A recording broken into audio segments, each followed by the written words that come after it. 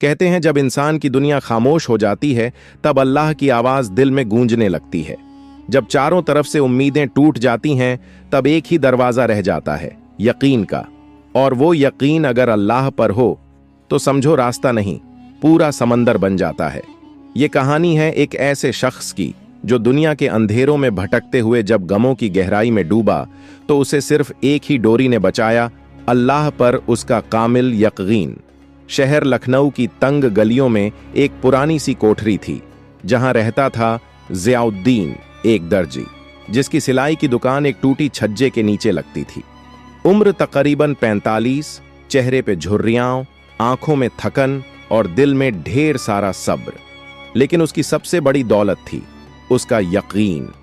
ज़ियाउद्दीन के पास जिंदगी में ना तो बड़ा मकान था, ना महंगी दुकान, ना कोई खास रिश्तेदार। बीवी 5 साल पहले इंतकाल कर चुकी थी। एक बेटा था फरहान जो अब तालीम पूरी कर रहा था, लेकिन हालात ऐसे कि फीस देना भी मुश्किल होता जा रहा था। उस रोज जब सुबह की नमाज पढ़कर ज़ियाउद्दीन अपनी दुकान पे पहुंचा तो देखा कि दुकान की दीवार पिछली रात की बारिश से गिर चुकी थी। मशीन भी भीग कर खराब हो चुकी थी। वो कुछ लम्हों के लिए वहीं बैठ गया, हाथ उठे, आंखें बंद और होंठों से सिर्फ एक ही जुमला निकला, या रब तू ही काफी है। लोगों ने कहा, अब तू क्या करेगा जिया मियां?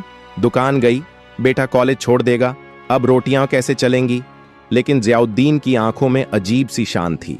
उसने कहा, जो रिज़्क़ देता है वो अभी जिंदा है और जब तक अल्लाह है तब तक मेरा डर मुझसे दूर रहेगा। अगले ही दिन उसने अपने पुराने दोस्त नफीस चचा से एक पुरानी मशीन उधार ली। दुकान की टूटी दीवार को खुद अपने हाथों से ईंटें जोड़कर ठीक करने लगा। लोगों ने मजाक उड़ाया, देखो बूढ़ा दर्जी अब मिस्त्री बन गया। मगर ज़ियाउद्दीन मुस्कुराता रहा। हर ईंट रखते वक्त उसके होंठों पर दुआ होती, या अल्लाह ये मेरी मेहनत नहीं, तेरा फजल है, तू कबूल फरमा। उस हफ्ते ज़ियाउद्दीन की दुकान पर कोई ग्राहक नहीं आया, मगर वो रोज बिस्मिल्लाह कहकर दुकान खोलता, 2 रकत नमाज पढ़ता और एक कुर्सी पर बैठकर तस्बीह करता रहता। बेटा फरहान भी मायूस होकर कहता, अब्बू कुछ और सोचिए, ये सिलाई का काम अब नहीं चलेगा। लेकिन ज़ियाउद्दीन ने फरहान के कंधे पर हाथ रखकर कहा, बेटा अल्लाह ताले की चाबी देर से देता है, लेकिन जब देता है तो दरवाजा नहीं, पूरा खजाना खोल देता है। फरहान चुप हो गया। अगले दिन जो हुआ उसने कहानी का पहला मोड़ ला दिया। शाम के वक्त एक बड़ी गाड़ी दुकान के पास आकर रुकी। उसमें से एक औरत उतरी, बुर्का पहने हुए, चेहरे पर नूर और आंखों में गम। उसने ज़ियाउद्दीन से पूछा, क्या आप बच्चों के कपड़े भी सिलते हैं? ज़ियाउद्दीन ने अदब से सर झुकाया, जी बीबी, बच्चा हो या बड़ों का कपड़ा, हर टांका दुआ के साथ डालता हूं। औरत ने कहा, मेरे बेटे का जन्मदिन है और मैं चाहती हूं कि वो जोड़ा आप ही सिए, मगर पैसे अभी नहीं दे सकती, अगले महीने दूंगी। ज़ियाउद्दीन ने मुस्कुराकर जवाब दिया, बीबी हर सिलाई से पहले मेरा हिसाब ऊपर वाला करता है, आप फिक्र न कीजिए, जोड़ा तैयार होगा और बखूबी होगा। अगले 2 दिन ज़ियाउद्दीन ने जैसे इबादत की तरह उस बच्चे का जोड़ा सिया। रेशमी कपड़ा, महीन कढ़ाई और हर टांके में एक दुआ पिरोई, या अल्लाह इस बच्चे की जिंदगी में बरकत दे, इसे नेक राह पर चला। बेशक कपड़े छोटे थे, लेकिन ज़ियाउद्दीन का तजुर्बा बड़ा था। उसने हर टांके में वो मेहनत डाली जो अक्सर लोग शोहरत कमाने में लगाते हैं। तीसरे दिन वो औरत फिर आई, इस बार गाड़ी से नहीं, पैदल। चेहरे पे पर्दा वहीं था, लेकिन आवाज में नम्रता और आंखों में सुकून। जोड़ा हाथ में लिया, देखा और बस एक लम्हे के लिए खामोश हो गई। फिर धीरे से कहा, आपका शुक्रिया, मेरे बेटे के लिए आपने जो किया वो शायद उसके अपने भी न करते। ज़ियाउद्दीन ने बस इतना कहा, बीबी मैंने कुछ नहीं किया, ये तो मेरा फर्ज था, आप बस बेटे को अच्छे इंसान बनाइए, यही मेरी मेहनत की असली मजदूरी होगी। वो औरत कुछ कहे बिना जाने लगी, मगर जाते वक्त एक कागज का लिफाफ छोड़ गई। जब ज़ियाउद्दीन ने उसे खोला तो उसमें 20,000 रुपये थे और साथ में एक चिट्ठी। जिस यकीन से आपने मेरे बिना पैसों के ऑर्डर लिया, उसी यकीन ने मुझे मेरा अल्लाह याद दिला दिया।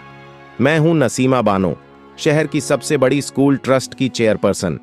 आप जैसे लोगों की हमें तलाश थी। अब से आप ही हमारे स्कूल यूनिफॉर्म्स के ऑफिशियल दर्जी होंगे। अल्लाह ने मुझे आपसे मिलवाकर मेरा ईमान ताज़ा कर दिया। जब ज़ियाउद्दीन ने ये चिट्ठी पढ़ी तो उसका दिल सिजदा करने को मजबूर हो गया। आंसू निकल आए, लेकिन वो आंसू गम के नहीं थे, शुक्राने के थे।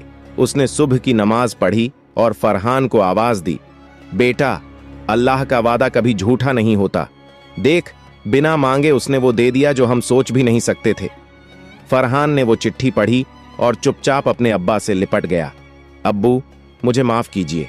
मैंने आपसे कहा था कि सिलाई का काम अब नहीं चलेगा, लेकिन आज समझ आया कि जब काम में अल्लाह का नाम हो तो वो काम कभी बंद नहीं होता। कुछ ही हफ्तों में ज़ियाउद्दीन की छोटी सी दुकान के बाहर स्कूल यूनिफॉर्म्स की भीड़ लगने लगी।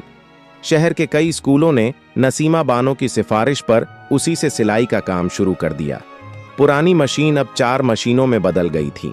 फरहान ने अब्बा के साथ बैठकर ऑर्डर का हिसाब किताब संभालना शुरू किया, लेकिन अभी सफर खत्म नहीं हुआ था, क्योंकि कुछ हफ्तों बाद नसीमा बानो ने ज़ियाउद्दीन को एक चाय की दावत पर बुलाया और वहीं पर रखा अगला इम्तिहान।